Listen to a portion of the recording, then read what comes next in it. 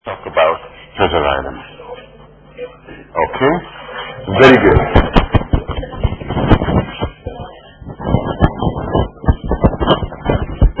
Alright, yes. Any questions, anything about treasure items, people? Any questions, anything about treasure items? No? No question? Very good. We should get started then. Okay. I sent you a few things, on LMS. Okay? So please check your LMS, okay? And try to go through this material, which I think there's a lot here, okay? And it can help you to understand the novel, okay? I was asking you to read the material, which is Treasure Island, and also to the study guide from page 83 to page 108. And there are 3 articles. The first one is Empire Boys by Bristol. Second one, Save to Adventure, the pure story of Treasure Island by Dana Luxley. And the last article is Treasure Island and the Romance of the British Civil Service by Christopher Parks. Okay? Those articles are equally important because for one reason is they tell you about, they help you to understand, okay? They are basically, the 3 of them are about the same thing, They are trying to examine and they are trying to study the book as a book about the empire, okay? We will be explaining all those things, okay? Every writer, every article gives you a different perspective, Every article adds something to the other. Every article does something that the article is not doing, okay? So in reading the 3 of them, you can understand more the novel, and you can understand the articles even better. If you read Empire Boys, it helps you to understand Luxley's article. If you read Luxley, it helps you to understand Christopher Parks' article. So those 3 articles, they talk to each other, they communicate to each other, and they complement each other. Are we clear? So go ahead, take your time, read them at home, if you haven't read them for today, okay? And there is a kind of few points which are very important points in this document that I sent you on LMS, and we will go through them today, okay? Any questions so far? Very good. How many people, I'm dreading to ask this question, okay, because I know the answer, but still I'm going to try to have some courage, okay, and ask the question, okay? How many people have read the novel? Finished? Yes, finished. Very good. 1, 2, 3, only. Okay. How many people? Okay, 4. Very good. Thank you. Thank you. Okay. How many people are halfway through the novel? Halfway. What do I mean halfway? I mean halfway. Okay? How many people? 1, 2, 3. All right. How many people are not planning to read the novel till next year? Or maybe at all? How many people are not planning to read it? Simply. Okay. How many people are not planning to read it? Seriously. How many people are not planning to? Very good. So all good intentions. Okay. So let's all act upon our good intentions. Okay. Because it's time. Because it's time. Because after we come back from New Year's holidays, which is 4 days, as you may know, there is nothing. You came back on the 5th, and your exam is on the 9th. That's right. So, okay? So try to keep going, with this novel, okay? Is it difficult to read it for those who read it? No. It's not difficult. I'm sorry? It's exciting. Yes, it's exciting. It's simple. Sorry? Life is about taking time. Yes, take your time to read it too. So take your time to read it. Yes, if it takes time, take your time. Everything takes time. Yes. Make the time. There are 24 hours, make them 36 hours in a day, and go ahead and enjoy it. It's very simple. Okay? Very good. So that's about the novel. So please do read your novel, okay? Because you will not be able to understand a lot if you don't read it. Okay? How many people have read detailed summaries? How many people have read detailed summaries of the novel? 1. So you're trying to give up all on the summaries? You're going to stop reading them now? Okay.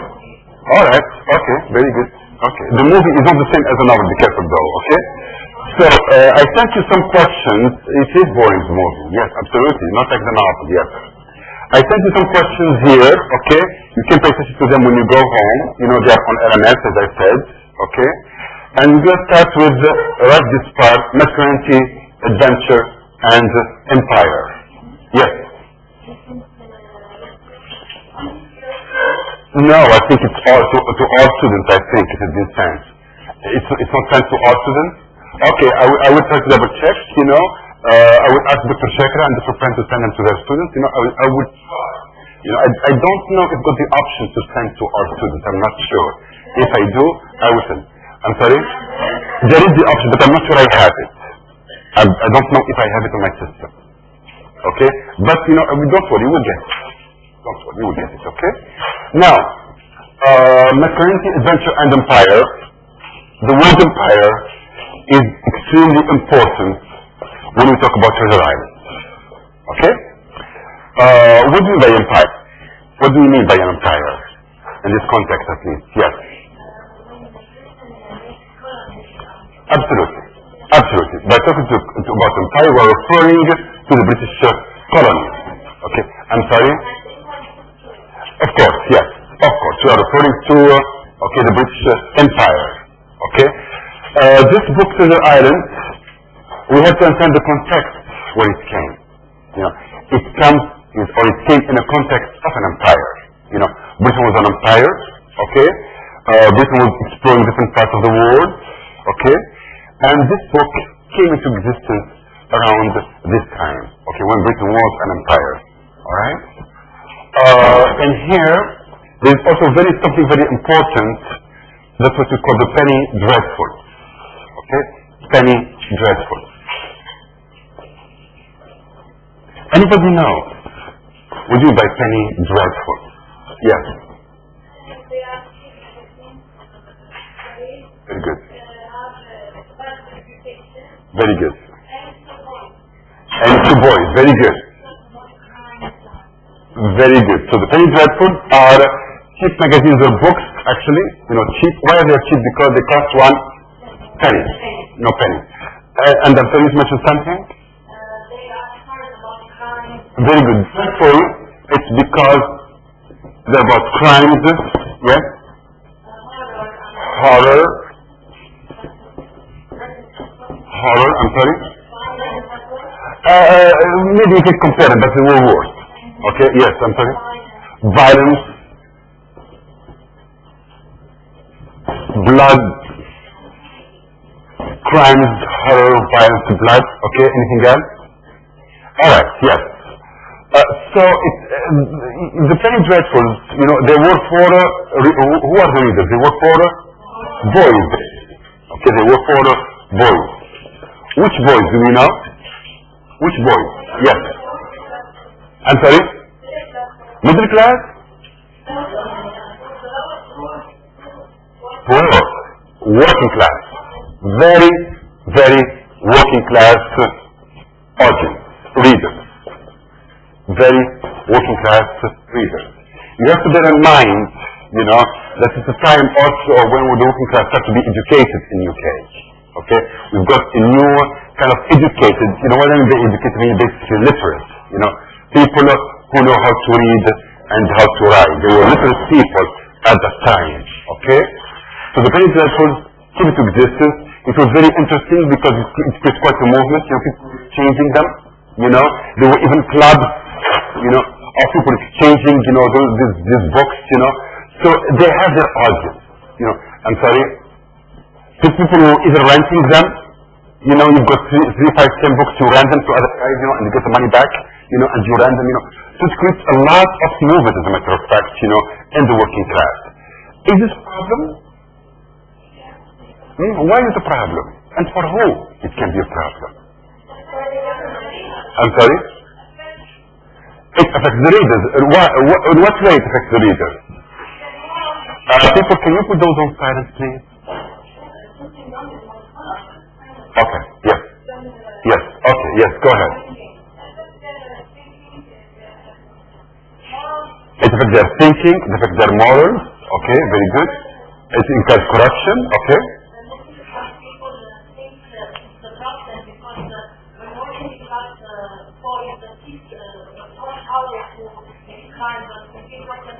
Very good, excellent.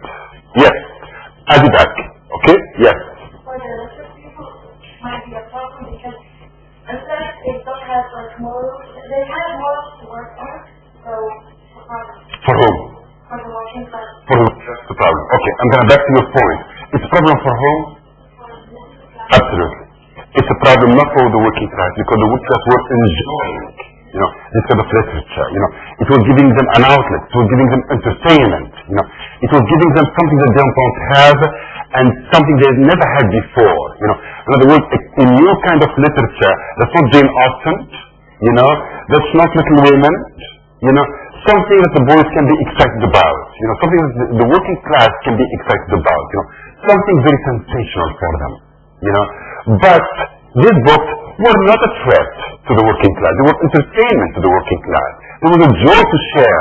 There were clubs created. There was even excitement for them. You know what I mean? It's exciting. There was even kind of acting of all those things. I know, yes, okay, but it was a problem for a point of view of the middle class. Very good. Of the middle class. The question is, why are they a problem from the point of view of the middle class? Carry on, explain more. Yes. Because when working, because these kind of stories are very cheap, the working class people can buy it and enjoy it, but it has a negative effect because the children can be taught how to be criminals and affect other classes. Very good. Who are interested in the most prestigious books. Absolutely, absolutely. Because also it was a threat. Those books are a threat to the ideology of the middle class. They were seen as subversive to the idea and to the ideology of the middle class. Subversive. Okay? They were shaking the authority of the middle class because they were contributing to the creation of a new working class ideology. It might be kind of violent, it might be horrifying, it might be criminal, but it is creating some kind of a new ideology. By looking at this book and by looking at Little Women, you can see total division. You can see a huge gap between what the working class was reading and what the middle class was reading. In other words, if this is the society of Britain, we've got a working class that is starting to develop a certain kind of culture of its own that's so different from the common culture of the middle class, the upper middle class, and the upper classes. There is a kind of huge difference now, a huge gap in terms of culture between those two groups. The working class on one hand, and the other class on the other hand.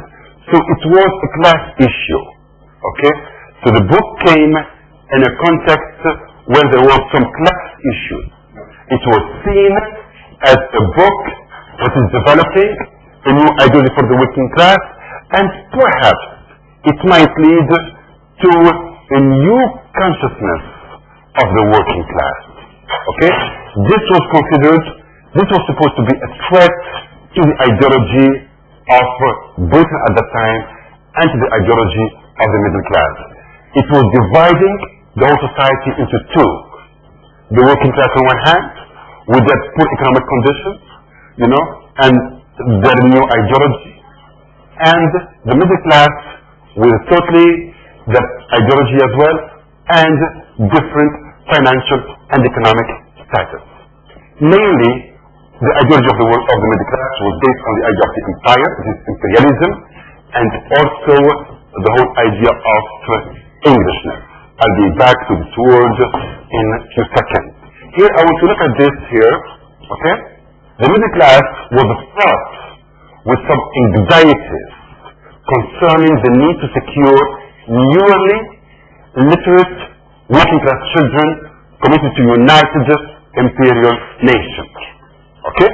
This was mentioned in one of the articles. Now, let's look at this here and see what are the key words in this part right here. What are the key words, guys, in what I just read? The middle class was fraught with some anxiety concerning the need to secure nearly literate working class children committed to a united imperial nation. What? Very good. The first thing is fraught. What do you mean by fraught? Full of, not fright. Fraught is a verb. Okay? I'll tell you what it means right here. Okay? Yes, I'm with you just 1 second. Okay? It means tense, anxious, nervous, okay, upset and trouble. Okay? So the middle class was anxious about this new working class. Okay? Because first of all they are becoming literate, they are starting to read and to write, but also, and more dangerous, they are reading something totally different from what we want them to read and from what we expect them to read. Okay. Therefore, this group of people, because of this reading, because of this new education, they are presenting a threat to what? To the united imperial nation. The danger now to the empire does not come from the economies, India, blah, blah, blah, blah, blah, blah, blah, blah, but it comes from inside the empire itself. We've got a group right here in the very bottom of society, which is changing, on so many levels, which is starting to present a threat to the whole idea of the nation. And not just to the idea of nation, but also to the image of the country abroad. Imagine what the colonies would think if Britain starts to have problems within the country itself. Are you with me, people? In this context, in this kind of society, which is anxious, which is divided, which is questioning its identity, which is looking and examining itself, came the book Treasure Island. Are you with me? The book came for a function, as we shall see. The book came to do something. What is it that such books were trying to do? Okay, that's something that I see. Go ahead, yes.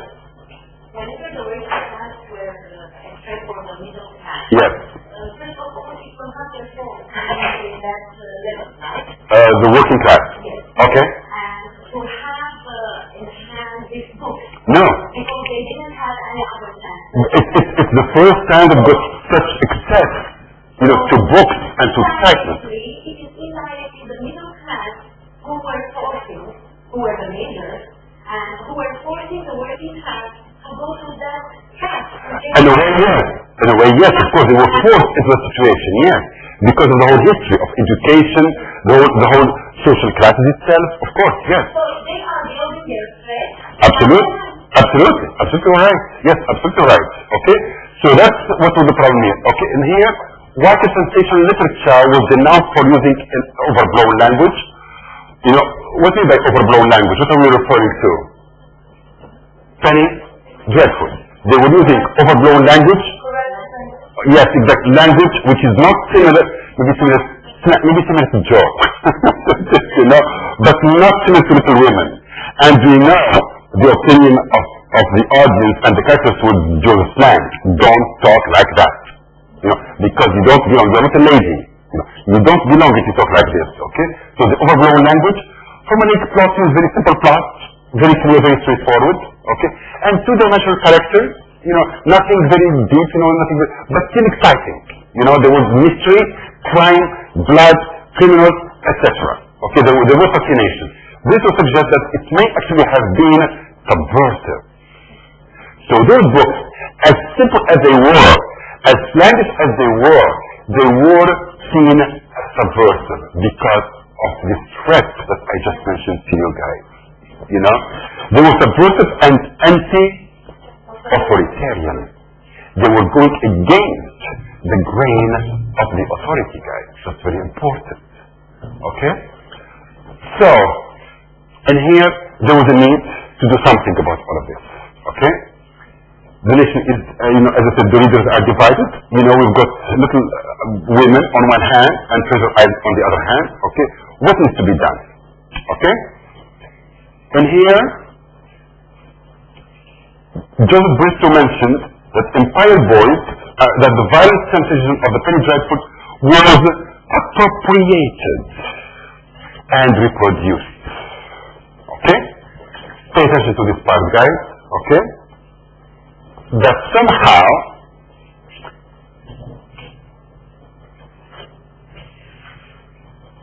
this kind of violent sensationalism of penny dreadful needs to be appropriated and needs to be reproduced. In other words, there is some adjustment that needs to be done. Absolutely, thank you. To rearrange something. What is it that we need to rearrange? Absolutely. We need to rearrange the content of those books. We cannot unify them anymore. And we cannot fix, you know, those books and dresses and put instead of them just, you know, little women say, okay, that's hard. Because people are not going to accept it, you know. But something has to be rearranged. Okay? In other words, we have to change some of the subversive spirit of those books to accommodate the needs of the empire and the needs of a unified Englishmen. That we are not divided anymore. Okay? So here that's why it is said, appropriate and reproduced as manly valor. For what? For patriotism. It's fine to read those books. It's fine to follow those heroes, but not for the sake of the working class itself, but for the sake of the whole empire and the whole nation. Okay? So when here it becomes something that would serve in the hands of the authority, you know, some kind of adjustment needs to be made. So here, those books and those readers and do not present a threat to the nation and to the empire and to the ideology of Englishness anymore. Are you with me? The question so far, the question is who's going to do this? Who's going to do this adjustment? Books like this. Books like this. Treasure Island. Why? Treasure Island is going to do this readjustment, you know, this modification, this change. No. Why in this book so far? Go ahead, yeah.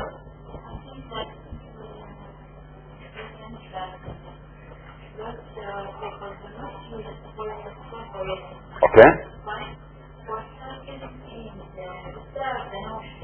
Very to serve the nation, thank you, yes, to serve the nation, yes, very good. Yeah, I think very good, yes, this new nation, yes. Not within ourselves, but towards the Koreans, very good, that's good reading, yes. Another word, yes, go ahead.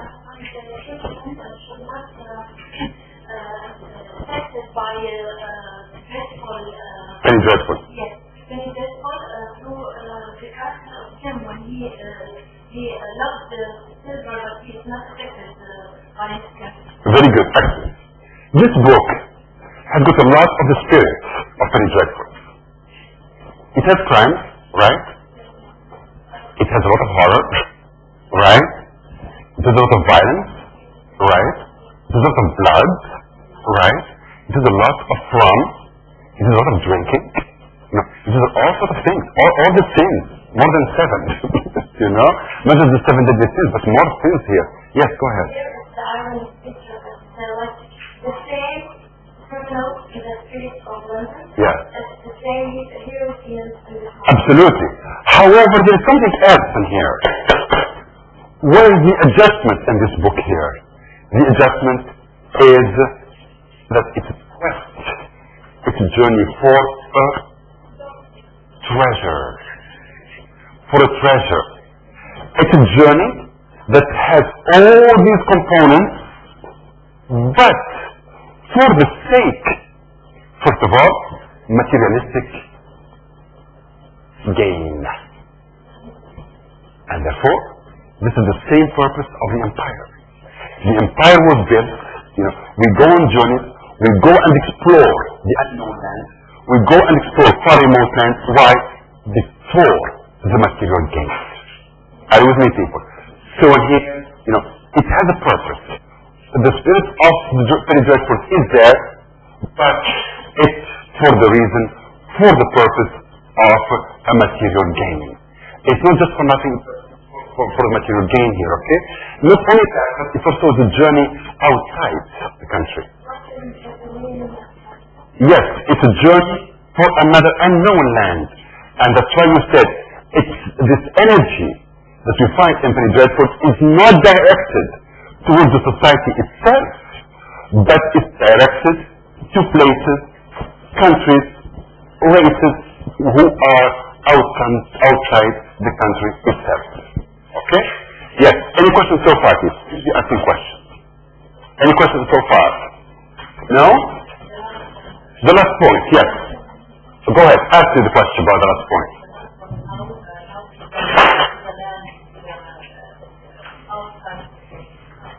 Because Jim went on a journey to a known country, to unfamiliar land, his energy of knowing, his energy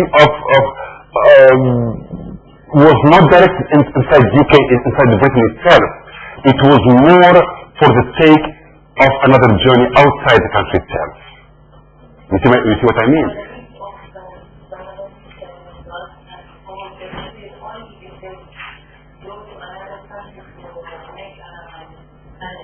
Yes, absolutely.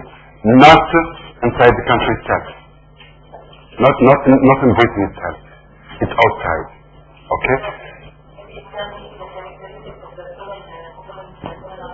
Absolutely. It's the characteristic of the colonization. Because as I mentioned here, the journey was taken for two reasons. One hand is the materialistic gain, but also reason too in this journey. We have seen so many characters who are taking journeys, people. Lyra was taking a journey. This the journey Jim, but this journey was taken for Jim. To store, okay. Thank you. With the desire to become a man, absolutely. With the desire to become a man. He starts with a boy, and he ends up by the man. I'm sorry? Absolutely. From innocence to maturity. Okay? He went on to become a man. But the question, what kind of man he has become? Wise and good man. And morally upright.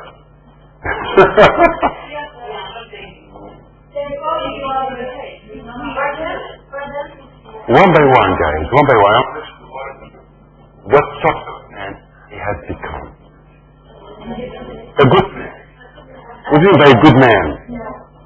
No. No. Okay, one by one. I want to listen to you. Okay, very good. I like this. That's not my question. Yes. Was it appropriate only for the child of that nation, or should you have fit out of the hands of the college children? I'm going to let you think about this till I hear the rest, and we'll be back to you. Yes, some more people. Yes, go ahead. He became more experienced because when he heard his story, he knew what is evil and what is the good, because when he was a child, he didn't know that. Okay, he didn't know that. Yes. In the beginning, he was innocent. Okay. He didn't know how to wear the around. Yeah. Until he goes to his journey and know who's good and who's bad, who's praying and who's serving. Okay.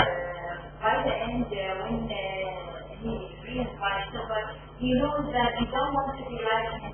So it means that he wants to be a real Englishman, to be independent, to be know how to judge upon people. I'm with you. Okay. You want to say something? Yes, go ahead. Okay. He became an Englishman. Okay, tell me more. How?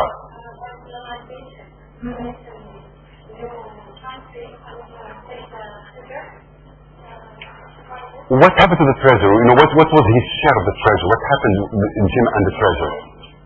They shared it. Yes. Yes. Yes, go ahead. Say it. Exactly. Civil servant he became. Civil servant, that's right. You know. So in other words, I like what he said, that Jim has become an Englishman. Absolutely. He's become an Englishman. What do you mean he's become an Englishman? He started with an English boy. Why did you say he's become an Englishman? He started with an English... I'm sorry?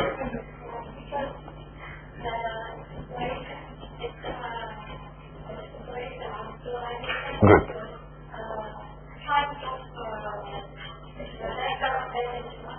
Good. Good. Because him at the end, he can play in the hands of the empire. He became part of this huge machinery that we call ideology and Englishness. He became part of it. Interesting enough, you know, the boys asked a very good question yesterday, and they answered very good ways too. They said, therefore, is Jim I want to guess, Jama'a, show معي الله يخليك. Please. My question, I said the boys asked a good question yesterday. And is it Jim, therefore is Jim You just gave me those guys, please. You just gave me those. TMA. Thank you, alhamdulillah. Alhamdulillah, yes.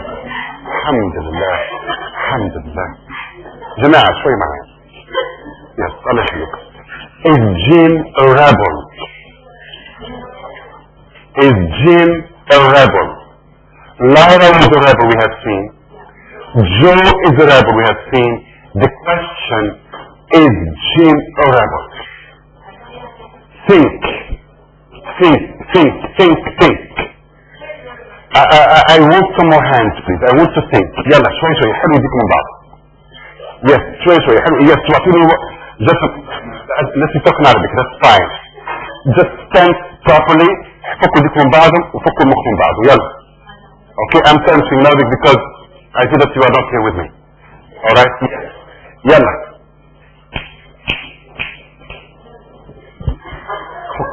Yes, thank you.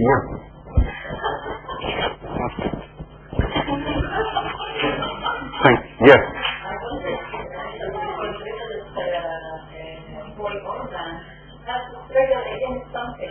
Thank you. Absolutely. The full definition of the rebel is that he has to struggle against something. What is it that Jim is struggling against? I'm sorry? Against himself. How is he struggling against himself? Because who struggling against himself was Lori. Remember, we've got two versions of a man. Are you with me? He's struggling against himself to what? Yes.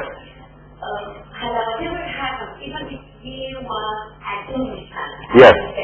And he wants to colonize with violence and everything. Yes. But again, in between himself, I think that he has this suffering, the conscience that he doesn't have to do things like that. Did he? And them as good. I thought he was so fascinated by silver, wasn't he? He was so fascinated by silver. As a matter of fact, silver has become almost like his father. The father died in chapter 1, I think. And did we see him again? Not at all. Not at all. Who took the place of the father? It is silver. You know, and the relationship between Jim and silver is very very ambivalent too. You know, there is this attraction, there is this fascination, there is this fear, that's very true, you know, but there is fascination to him as well. You know. So he was not morally struggling. If he were morally fighting as you meant, he would have stayed home. No. He was driven by the curiosity to know silver and to know this world of the pirates and to learn from it as well. And he did learn at the end of the book. You know, he became what he has become. You know, because he was fascinated. I'm sorry. Yes, because he was fascinated by all of this. You know, so he was not struggling against all of those things. Okay, but he was after those things. You know, there was a lot of curiosity in him too. Yes, go ahead. For me, like both Lara and Joe, they were rebels, but against the society. Thank you. He was a rebel against himself. For me, what is okay? When you sin against himself, what was he fighting inside himself? Go ahead. he became the version of the man he should. I'm going to adjust this a little bit. Okay? What you said is true. Okay? I'll get back to you because there's another hand here. Yes.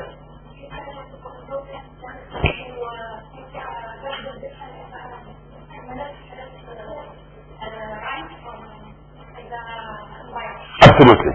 Absolutely. He was simply struggling to become a version of what a man is expected to be. Yes? To fulfill the function that a man is supposed to fulfill. He was not like Laurie. Are you with me? You know, Laurie was breaking away from his ideology and trying to become what he wants to become. You remember this with Laurie? Jim the other way around. Jim was looking at the image of that the society wants him to be, so he can fit in that image.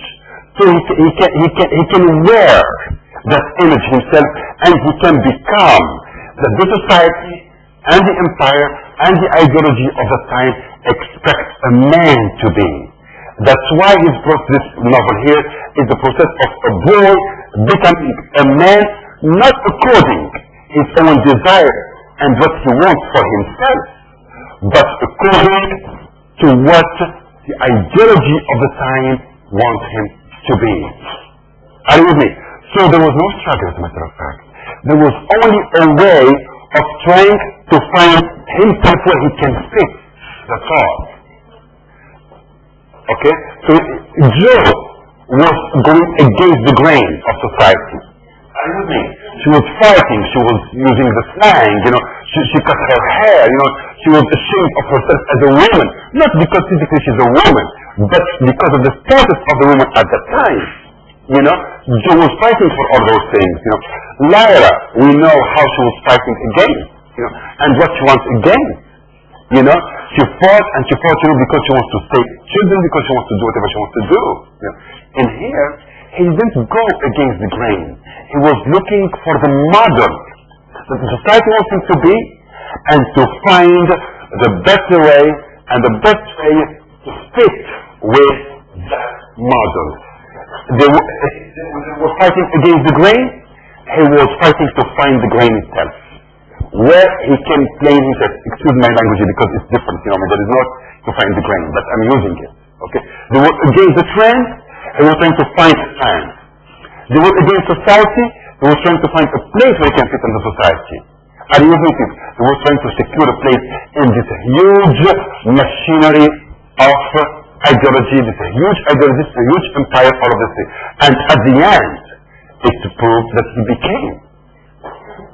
You know, I'm sorry? Go ahead. Absolutely, he became a man, you know, and he became like a civil servant too. No. So that's what he has become. Are you with me, people? You know, so he was not fighting against the grain. No. There was no fight the other way around. It's the adventure, you know, the going away, you know, that was going to create him as a man. A man, if you want to become a man, you cannot stay at home. What do you need to do? You need to go and explore unknown countries and familiar territories, and you have to get the best out of them too. You know. Here, Jim was trying to be, that's why I said, to play in the hands of the ideology of the time, ideology of imperialism. Are you clear, people? So the project here is not a project of a rebel who is going to spread the society from within, but a person who is going to become part of this Englishness, who is going to serve the purpose of this ideology and the purpose of the empire. Is it clear or Chinese? Thank you. Alhamdulillah. Treasure Island came in this context. It came as a result and as a response to a society that was in chaos. You see the chaos where it comes from? What I was just talking about 15 minutes ago. Okay? It came as a result of there was some kind of friction, there was kind of tension, there was anxiety, there was fear, and books like this came to modify, to reunite what seems to be becoming divided. What seems to be becoming very chaotic. It was a way to change the threats that Prince Dreadful was trying to present to society by creating a new consciousness that Jim can fit in this new ideology. A society in turmoil with itself, a society in tension with itself, and those books came as a result to readjust and to, that's the word that I was reading on the presentation here. To rearrange, very good. You see how things have been rearranged? Very good, yes. Any questions so far? Go ahead, yes. No, I was just saying that it's the same rebellious spirit, but after being reunited. Absolutely. Absolutely. It's the same rebellious spirit, but it has to be rearranged, readjusted, mediated, and regulated. And that's the product. Because there was threat in the society, because there was a chaos in society at that time. What is it that this new Penny Dreadful are going to create to the working class? New consciousness, new people, new culture within the culture itself. Not their attention, but to accommodate them to an image of Englishness. Yes, of course. Yes. Are you with me? That's why I said it's all the spirit of the Penny Dreadful, except the ending and the purpose and the outcome is different. The outcome at the end serves the ideology of the empire. This book is a book about the empire. Okay? Now, why this cannot be seen properly? Can you see it, guys? No? I'm afraid that it's going to switch the light, going to see it, guys. We are almost half there. Alright, so what is the purpose of this new refined version of retractable books? Because those are the new refined, right? The Penny Dreadful were not refined. Okay. Why is time delaying? What's this? Okay, very good. Yes, we just have to read sometimes. Okay, very good. So those books, what do they do? What do they do, those books? Plan for lunch? You can come and explain it with another mic. Look, come. Seriously. Okay? Very good. So what's the purpose of those new, refined, and respectable books? First of all, to wean working class youth away from disruptable boys' magazines and supposedly insidious Penny Dreadful. What does this mean, insidious? Insidious. What does it mean? Rebellious, subversive, treasonable, disloyal. You see the word? Disloyal. Disloyal to whom? To the empire, to the ideology, absolutely. So the purpose of those books was to wean the working class. Not only to wean away. When a mother is breastfeeding the baby, after some months, you wean the baby away. You don't breastfeed him anymore. Okay? So here the purpose is to wean away working class youth away from disruptable boys, magazines, etc. So it's to separate them from this possible new consciousness that has to come to the working class, to isolate them, to separate them from their ideology as a working class and do what instead? Absolutely. And accommodate them and bring them to the consciousness, to the ideology of an empire. And then here's the second point. It wields away the working class, but it binds them. It binds the working class. It relates them. It connects them to what? To a more firmly, to a unifying vision of British supremacy. Okay? As the top of the racial ladder and the helm of the world. Okay? So in here, it creates a lot of things, guys. It separates the working class from any kind of working class consciousness. It takes away this energy that they think as a class energy, and what they do, they accommodate this to a larger vision of a unified vision of the empire. Therefore now, you feel that you belong to all of this. It even creates a sense of belonging to a nation. I'm sorry? Absolutely. Bravo, thank you. It's only giving them the sense, the illusion that you become. Exactly. You are not us, absolutely. But you don't know that you are serving for other purposes. Very good. Thank you for being awake. Okay? So it gives the illusion of belonging. Because in truth, the working class, nothing has changed. You remain where you are, but you still feel that you belong now. Because these are the new, refined, middle class versions of the penny dreadful. You see how the middle class just manipulates all of it. And how it's done, of course. It's done through education.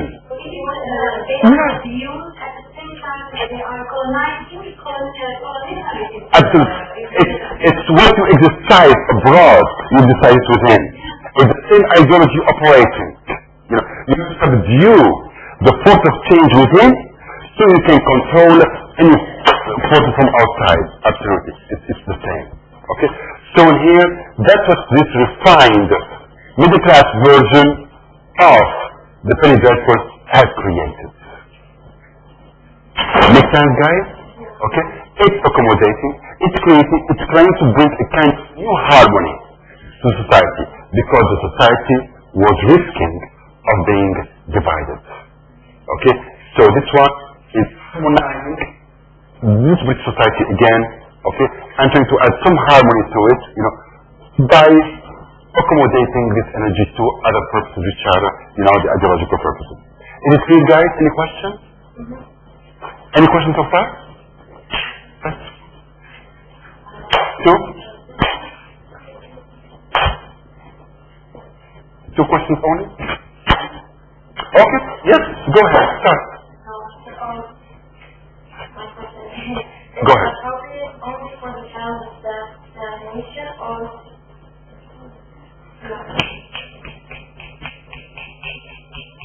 Chit chat? Outside, please. Yes, go ahead. is it only for those children, or it should be away from the colony children? We'll be back. Okay, yes. This is not by the middle class. Okay. So it's meant for all the working class as well as the middle class. Yes, of course. But how do they read it, the working class, if they read the many books? How do they read it? Because we got schools. We got universities, we got classes.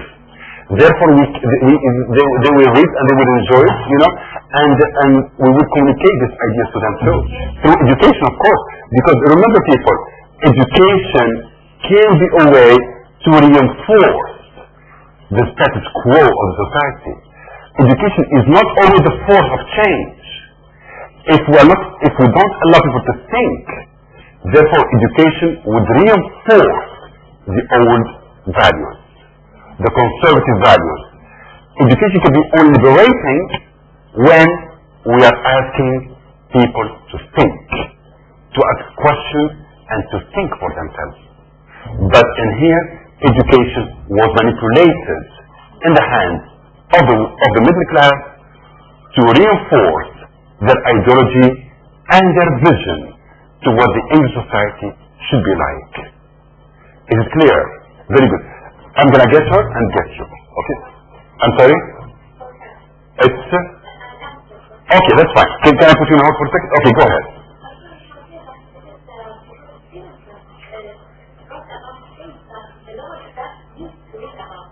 Yes, exactly. Yeah, it's not a news to the working class. It's just something refined. Okay, that's what it is. It just refines what's there. It didn't get rid of the penny dreadful at all. It just refined that version, refined those ideas. That's all. Okay, so it was not something totally new to the working class. On the other way around, it was taking them a different level. It was also interesting enough. It was accommodating the old idea of romance. So what is the old idea of romance? Okay, go ahead. Ask your question now before we go.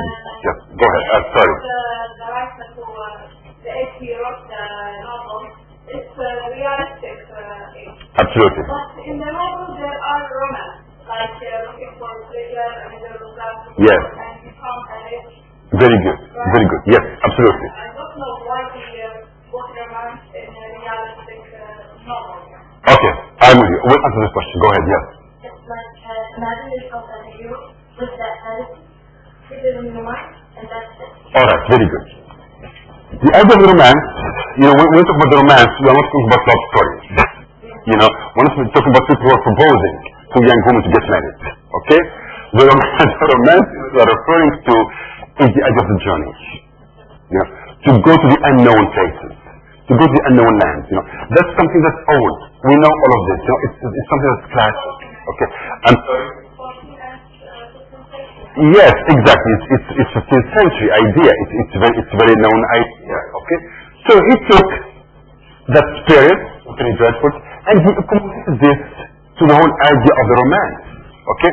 However, it's very important to know that the idea of the romance in here seems very possible. Seems very realistic. Because romance, wow, is the exotic, is the unreachable. Is the unknown, is the impossible. I'm sorry? From birth to a romance. Yes, exactly. From poor to rich also is another romantic idea that can be fulfilled. Exactly, but here all those elements of romance are made so real, so possible, because at the end there was a treasure. And at the end, Jim didn't die, by the way. Because if Jim died, it would have defeated the whole purpose. Jim has to be presented as a new character, as the new man that we need. Therefore, he survived, and that romance was possible. So in here, he took the romantic side and added the realistic side and put them together. Why? Because to show that the romance can become reality, can become real. That the romance, that those goals, those far-reaching purposes are possible. Thank you. Don't be ashamed of your words. Are possible. Because you want to show that material gain can be possible. If you want to go and explore countries and gain money and wealth, you can do it. And Britain can. And that's what Britain is doing. Are you with me? That fits with the purpose of the ideology. Because he's supporting this ideology. Because if he were not supporting this ideology, Jim would have died. I think if Alcott was writing this book, I think she would have killed Jim. Yes, because she wants to show that this is not the world you want to. That she was against. I'm sorry? He supported ideology. Proof that Jim lived happily at the end. But in the end, he said, Jim, at the end, that he was never back to the first island. Well, I don't think that he doesn't approve. That's a good point. I'm going to leave this up to you to think about it. That's a good point. Okay? Yes. I want to refer you to something that has to be examined a little bit here. Okay? And Yeah.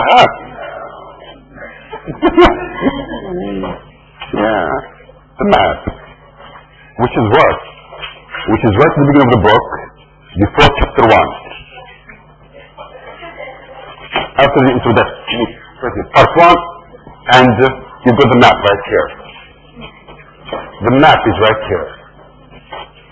Okay? The map. Now, I want you to look at this map and tell me what you think, and just comment of what you think, guys. I'm sorry, the map has? Very good. The map has direction. And take a new tell me what place. This is my book, take it. Okay? Go ahead, some other people else is looking. The map. What do you notice guys in the map? Nothing? Yes. Thank you so much. I like this opening sentence, what I call them. Okay? Repeat it loud. It looks like a real map. Why do you say it looks like a real map? First of all, aren't we in the world of fantasy? It's a romance. But you said, you know, it looks like a real map. I'm sorry? With a compass, that's right. And with the arm, and with names that look real. Illustrations, I'm sorry?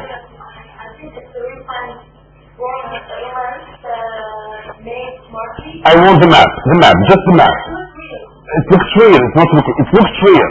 You know, with the campus, with the place, you know, there was even at the top of the map, there was something very important. It said the scale. Did you read this?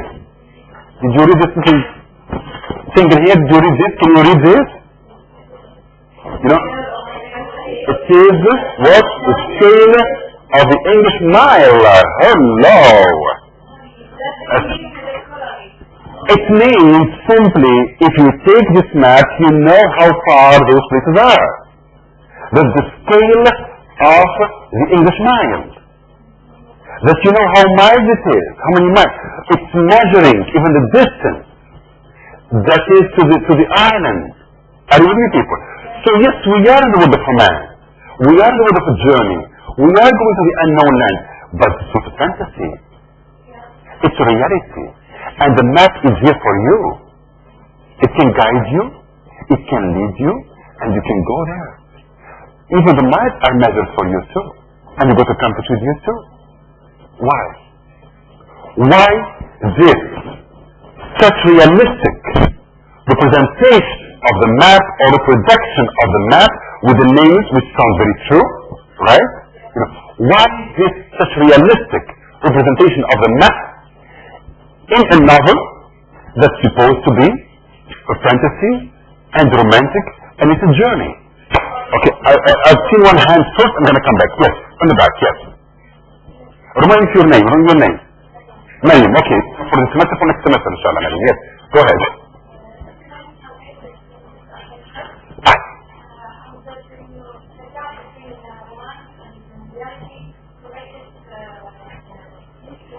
Absolutely. First of all, to make the gap between what we think as a romance and impossible and reality closer. The romance has become something very possible, something very reachable, something you can do it, okay? And therefore, every person, every man can do this. It's not only those who are lucky, you know. It's not those who are privileged, but everyone can do it, you know. And the same way as Jim did, you know, this can be fulfilled by everybody, you know. And enhanced, now the romance is reality. Yeah. Because we are working with an ideology, we want to communicate a message that you can do it. You can be an agent in here and fulfill the material gains in the same way as Jim did. Okay? Go ahead, yes, in the back. I'm sorry? Absolutely. Yes. Absolutely. It makes it easier for the reader to identify with Jim. Jim is not just a hero. You know, you can become like him too. It's very possible. You know, you can identify with him. You know what I mean? Identify? You can connect, you can relate, and therefore it becomes something very possible. Yes.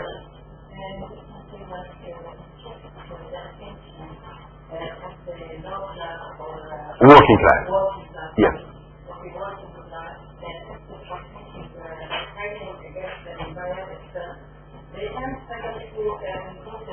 Absolutely. To become part of the empire. Yes, to become part of the empire is possible, and to belong is possible too. Okay? Yes, very good. Yes. I'm sorry? Yes, but I want to connect this with what's going on here, with this context. Okay, yes. Yes, go ahead.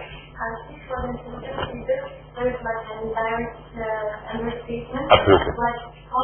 How many would get up and go? And many.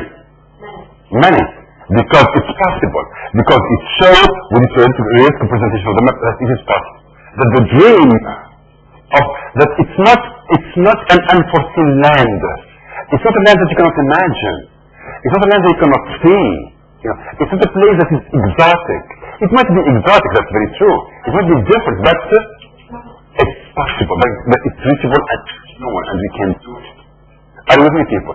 So in here, everybody can identify, and everybody can subscribe to this ideology in the same way as Jim subscribed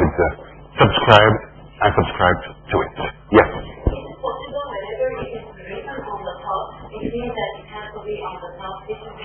Of course. The typography of the page is very important, of course. Yes. Of course. It's very important. The typology of presenting things on the page is extremely important, of course. Yes. Yes. Any questions so far? Much better. Alhamdulillah, much better. Yes. You are getting there. Yes. Very good. Keep going. I'm sorry? I didn't say there was a sense of rebellion.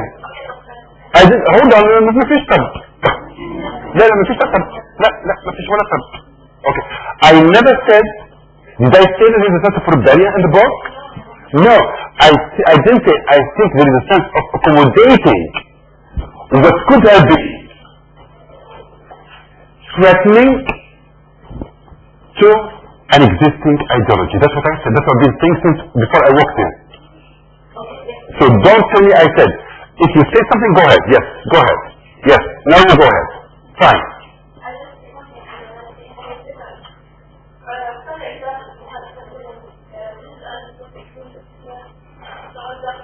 If there's an iron was included, so you can write what you may when you tell me that Jim is not a rebel.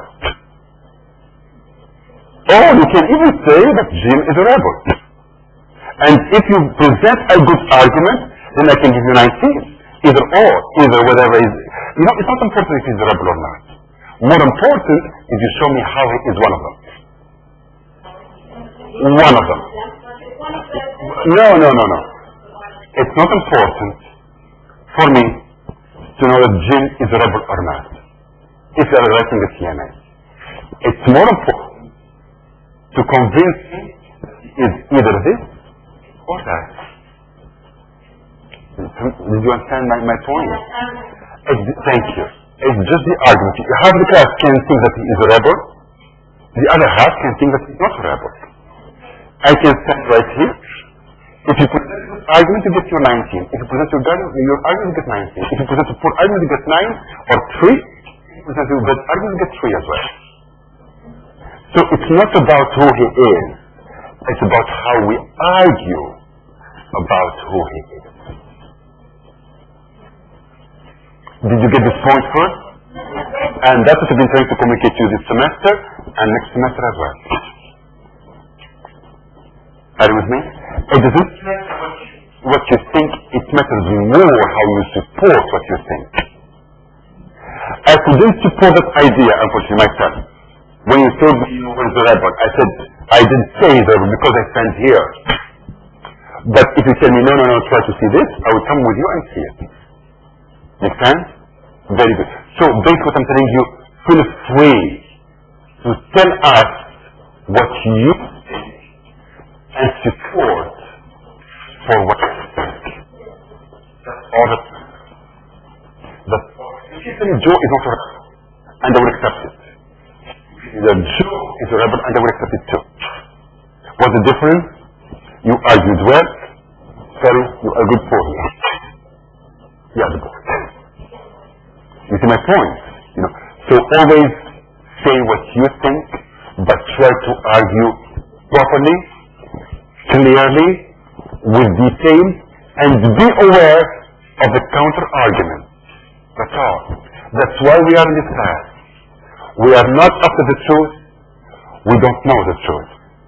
We didn't go into Jim to know if he is a rebel or not. You know, we can only read Jim.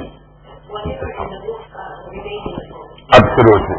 Absolutely. Whatever in our brains, we just know to put it there. Do you see my point, guys? Are you comfortable with this or no? So don't look for the right answer.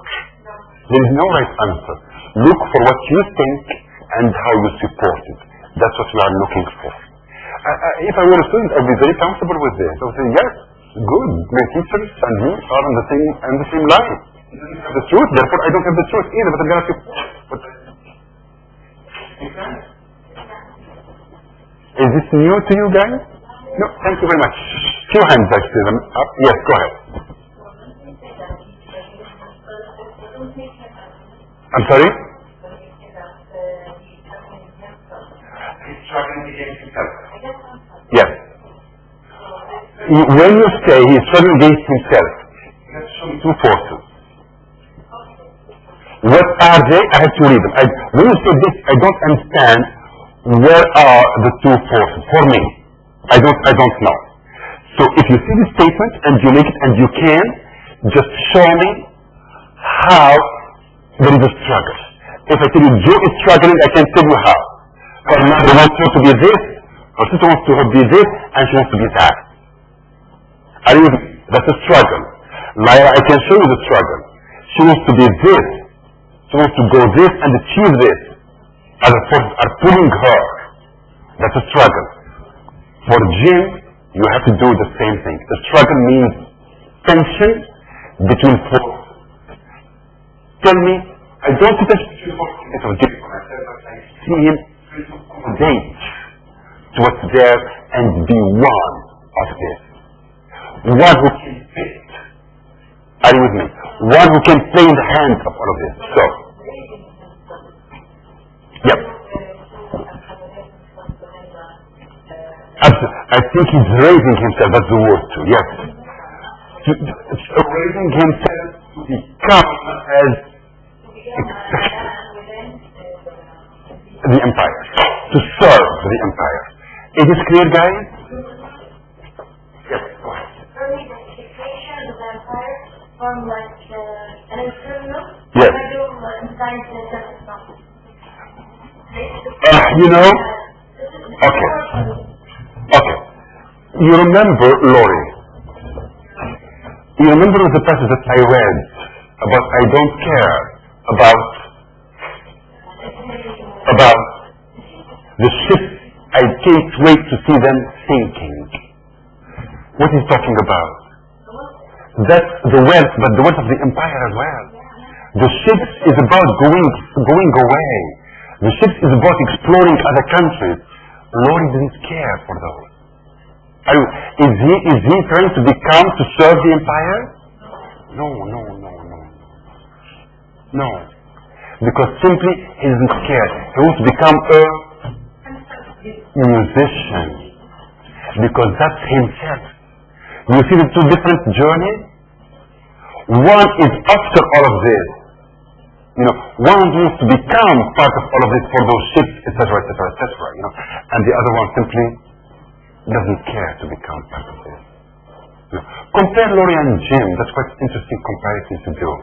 And remember, one is written by a woman, and one is written by a man. Are you with me, people? Make sense? Can you go home and play with those ideas? Very good. Very good. Excellent. Alright, yes. I want to highlight something about the... No, I don't need to highlight anything. Okay? We're going to some details about the all of this is sent to you guys LMS, yes. So just enjoy it when you go home, okay? Download and enjoy what's there. Okay? The map, we discussed the map, you remember? Okay? And we said that it does something, okay? By the way, do you remember any kind of similarities between this book and another book that you might know, perhaps? Huh? I'm sorry? Gratification? No, no. Perhaps that's for you to do it. Yes. I'm sorry? Robinson Crusoe. Yes, Robinson Crusoe. Robinson Crusoe. Robinson Crusoe. And why you remember, why you compare this to Robinson Crusoe? Because of, very good, both of them raise the idea of the island. Okay, shipwreck for Robinson Crusoe, okay, yes. The struggle, okay. Struggle with himself again? Is it struggle with himself? Yeah. He was alone, but was he struggling with himself? Huh? Or more with his environment? Robinson Crusoe struggled, okay, let me hear, I'll come back here. Thank you. Robinson Crusoe's struggle was with two forces. The first one, to subdue the environment to his survival. Are you with me, people? He was threatened by the environment, he was threatened by the harsh environment of the island and by nature. Robinson Crusoe was obsessed with how to subordinate nature to his survival. Are you with me, guys? This is a very imperialistic idea. How do we subordinate nature to become or to serve us instead of working against us? This is not the romantic of Wordsworth, guys.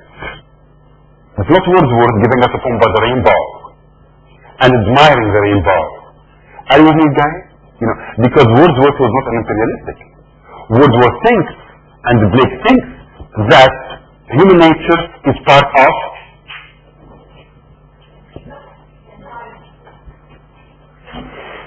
اليوم خلاص مش طبيعي. Something went wrong somewhere. إن حتى مش قادرين تكملوا معايا شوية. Wordsworth said, and William Blake thought, that the human nature, thank you, that human nature is part of nature. Thank you. I'm going to ask Dr. Shekhar to come back to this place. No. And 8 to 10 again. Are you with me, guys? Yeah, I know. Okay. But Robinson Crusoe does not think that human nature is part of nature. He thinks that human nature can survive only when it defeats or it uses nature to serve its purposes. Anyway, human nature has to subdue nature to its end and to its purpose. That's the difference between the romantic ideas towards nature and the imperialistic ideas towards nature. One, I am part of it. Let me enjoy it. Let me connect with it. Let me be in harmony with it. Let me feel it because it reflects me and I reflect it. And once it, what? Reflect it? No. I have to subdue it. I have to defeat nature to serve my purpose and to serve my survival. And nature has to serve the human. That's the struggle of Robinson Crusoe. The struggle of Robinson Crusoe is to defeat this nature. Are you with me, guys? To make it work for its purpose. Because in defeating nature, he can survive. If nature overwhelms him, therefore he's going to die. He's going to die, yes. Because nature is a threat and its perspective. Nature is a threat and its world of view. Nature has to be subdued, to serve humans. That's the whole idea of imperialism. That's why we go and get the gold and the treasures and all of that from nature. Are you with me, guys? Because we need to survive. Yeah. I'm sorry? Not keep up, keep on top of. Keep on top of nature. Yes, keep always on top of nature. Are you with me, people? Okay? Is it clear enough? Very good. So the Robinson Crusoe, don't forget. Yes, go ahead.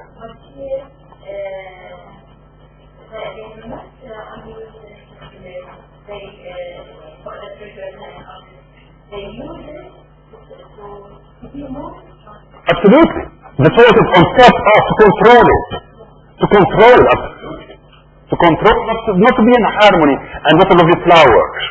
You know, and the thick rose. No. Or the rainbow. And to be on top of it too, to control it. Okay? So, the struggle of Robinson Crusoe on one hand is with this nature. Okay? But also it's with the other. Savages. Who is the other Robinson Crusoe? The brown servant, not the brown, simply black servant, that he named him. You know who named it Friday? Robinson Crusoe named him. He found him, and therefore he gave him a name. What does it mean? Thank you. The authority. When you name something, you are exercising your authority to name it. You know, you are exercising an authority. You know, you are exercising a kind of power. Are you with me, guys? You know, so Robinson Crusoe has to control, you know, force of nature and the force of the others.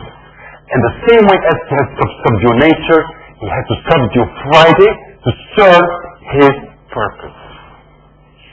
Are you with me, guys? You know, and here is the same thing too in Treasure Island. You know, we have to subdue nature and we have to subdue the others.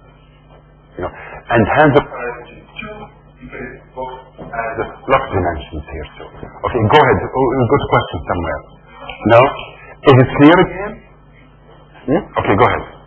What is the significance of hiding the treasure of the uninteresting income? What do you think? Thank you. It's a very good question. What do you think? Come. I'm serious. Do it. Why not? Come. Yes. Use your mic and ask the question and answer it. Yes. I'm asking the question. Yes. What is the significance of finding the treasure with an interesting man who's Bengal? Uninteresting or interesting? Uninteresting. Not interesting to me. Yeah, because when he tried to imitate the ghost voice, his friends discovered this is Bengal is uninteresting. Uninteresting, yeah. Very good. That's a very, very good question. Yeah, but they found the treasure with him. Try to answer. Why? Try to answer. Try to answer. Seriously, I think you can. Go ahead. Tell us what you think. You ask the question, tell us what you think about it. Try to answer. Yes. Go ahead. Try. I think because, I don't know. Anybody might have an answer? I want to say that income is abundant. Who was abandoned? I think, We are going to create an answer. He lived on the island. So he is a native to the island. He is a native to the island. He lives there. Okay, you go ahead. because I think there is a kind of treasury between the pilot. Yes. Yes. But we also try to find that pilot. Okay. There is a treasury and Try to think for yourself. I know where this is coming from, but I want to think for yourself. Think for yourself. Go ahead, yes. Yeah, but one more, never mind them. Is one of them, is the other. So we Thank have you. nine. Absolutely. Exactly. That's why the seeds of the answer were in your question. Is an interesting man. Yeah. Not interesting. What do you mean not interesting? He's not one of us. he became He is like almost the other, absolutely. You know, that's why nobody paid attention to him. They didn't care. So the other can only serve us, you know, to get what we are after. That's why I think that he is very good. I thought he was a black man. I thought a black man. I thought that he was the other. You know, I didn't know he was one of us. Yes. You know, but even interesting enough, even the one of us here can become the other. Because as you mentioned earlier, an hour ago, you know, this sense of belonging is only an illusion of belonging, because the other purpose is more important. You know, the treasure is more important. Material gain is the goal. Does it matter how I hide it or I don't hide it? That's not important. The most important thing is that I can hide the treasure. You know, Bengan or Friday or whoever, that's not important. As a matter of fact, you know, there's such a connection between Bengan and the Friday too. You know, because Bengan here is serving the purpose of finding the treasure in the same way as Friday was serving the purpose to help Robinson Crusoe survive on the island. You see my point? Yes, go ahead. Yes. Yes. In the same society, he is talking race. Race, because he was one of them, as Jim mentioned at the end. You know, he said Bengal is one of them. Well, one of us. You know. So the one of us can also become the other as well. Because it's not an ideology that works for the totality of the nation. It's an ideology that works in the hands of a group in the nation.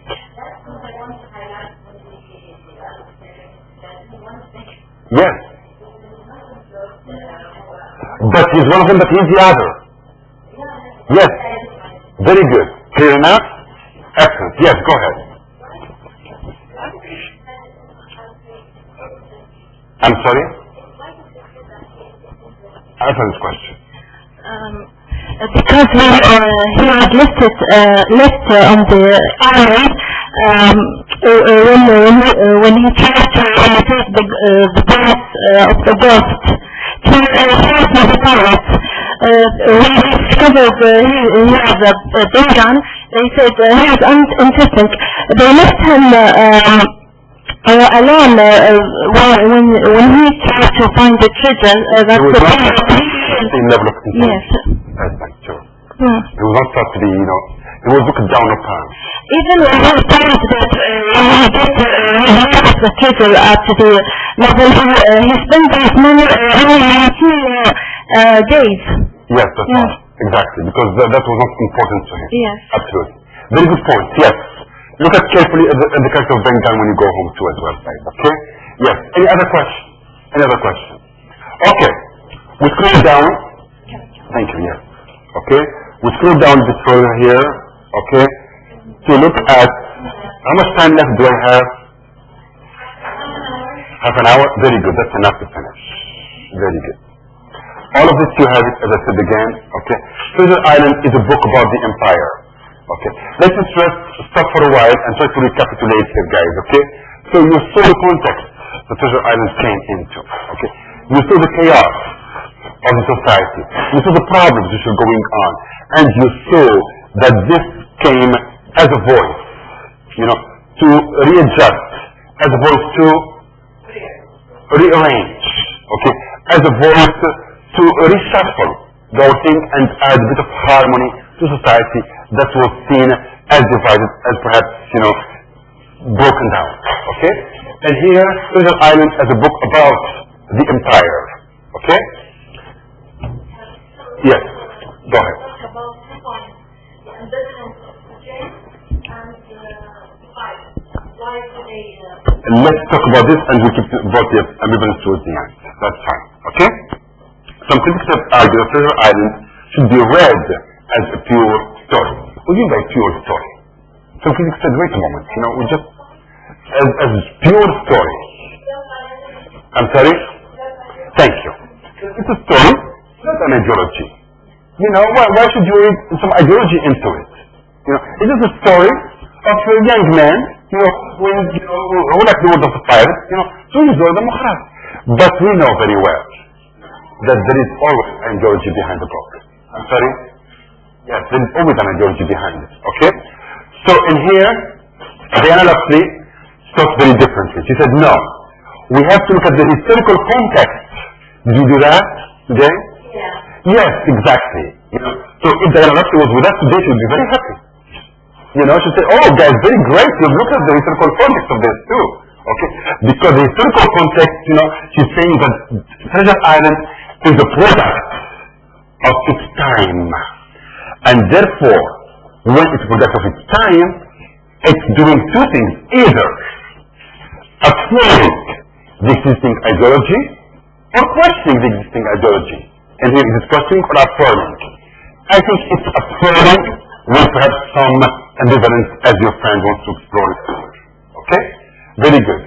So in here she said that this, you know, she's doing kind of post-colonial, you know, reading. Do you know what I mean by post-colonial? Let me get somebody from here. I'm sorry? Exactly. After the colonization, we look back at all of this. Okay? Her argument is that far from being pure story. Treasure Island is a highly ideological text. Okay? Because it's a message about the reward of individualism. Okay? It's about the reward of individualism and of colonial exploration. Of course it's a reward. Why the reward? The treasure itself is the idea of the reward. That Jim, if he didn't leave home, he wouldn't have gained anything. You know? So here the reward is about the individual and what they can get for themselves. You know? So it is, you know, a book about the empire. And of course the colonial exploration, as we have examined, as we have seen, is including the map itself. Okay? Very good. There is more about Lapsley. Yeah, we've talked about the resemblance between Robinson Crusoe and Treasure Island. Okay, Christopher Parks. Christopher Parks here, guys, you know, he is also adding more to what Lapsley has said. Okay, he said Treasure Island and the romance of the British civil servant. And he said Treasure Island grooms Jim for a particular adult role within the British state. What does he mean when he said this? What does he mean? You know, the Treasure Island groomed Jim Hawkins for a particular adult role within the British state. Very good. To groom, what does it mean to groom? To shape, to prepare? To prepare. Okay, here we go. To groom. Where is it? Does it show? It's here? Yes.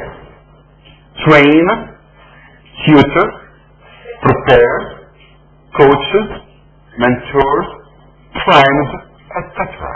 You know, let's see.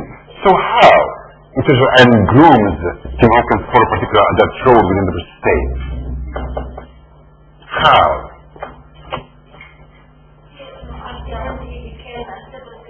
Absolutely. At the end, he became a civil servant. You know, and the whole journey is also grooming him towards, you know, becoming a strong young man. Okay? Parks provides a persuasive argument combining examination of the historical context. Okay, because he examines also the historical context as we did. Okay, with close reading of different parts, which I invite you to do, guys. So when you go home, open your book. Okay, and look for some passages, you know, where you see Jim as being groomed to become a civil servant. When you see him, especially at the end, you know, how he has become a civil servant. So do a kind of close reading to some passages. Okay, look, even the passages that, you know, that Parks himself chooses to support his ideas. He was responsible to count the treasure. Absolutely. He was the one who was responsible to count the treasure. Absolutely. Okay? Now, let's put how this together. Okay? Bristol, Lapsley, and Parks argue. Look at what they argue, the three of them together. That the British Empire, what does it need? It needed healthy and young men to run it. Okay? Hence the physical romance and the adventure of the books. Okay? So here we need some young men who don't need threats, as we have mentioned here. We don't need young people, who are busy with the very dreadful, who are becoming, developing new kind of consciousness. We need the people who are young, who are literate, and who are healthy, who can serve the ideology of the empire. Go ahead. But at the end, I think the Lord Yes. and those things, and we only become a servant for the empire. You still the same. Absolutely. You're coming from the servant class and Absolutely. Yes, you serve the main ideology. Absolutely. Okay? So, chapter 2, underlying recognizable possibility, and this is made so plausible, so possible to happen. Because as you have seen with the map, with the realism to the novel, etc. Okay? Any questions so far, guys? No. Okay. I think we're almost done. Yes, we're almost done, guys. The rest are the same. Okay? So, what do you need to do when you go home, guys? Few things. Look at your articles again. Okay? Try to see how they communicate to each other. Okay? How they talk to each other. How they reinforce each other. So that's one thing for you to do. Try to look for some passages in the novel to support those ideas. Okay? And try to understand how this book is a result of its content. It came to serve a purpose. The society was chaotic, and there were different things going on in society, and this book came to add a harmonizing view to this society at that time. That's what we've been trying to communicate to you in this tutorial today, guys. Okay? Now, before you go home, for next time, and this is extremely important, okay? If you don't do it, there won't be any tutorials. Hold on till, okay, even when I can talk about this. For next time, so people can know what they are doing next time as well. For next time, I want you first of all to read the critical essay about poetry, which I put on page Reader 1, yes, exactly. Reader 1, which is the red book. Thank you. Sorry. Reader 1, okay. I think it's to page 260 or 16, I can't remember. 218, The Language of Poems for Children, the Stylistic Case Study, page 218, by Leslie Jeffries. Are we there, guys? This is a must. If you don't read this next week, you will have no idea what we are talking about. Okay? And I can tell you guys too, if you don't read it, just stay at home and follow us from far place. Okay? So please do read this at home. What I want to do with this, it's mentioning some characteristics of children's poems. Because we know very well that Wordsworth's prelude is not for children. Think of everything, of course. Therefore, start to think now what characterizes a poem written for a child. Okay? You can think for yourself, and please do so, but you can also refer to this critical essay because it did a lot with those aspects of children's poetry. Is it clear? Very good. Something else you need to do.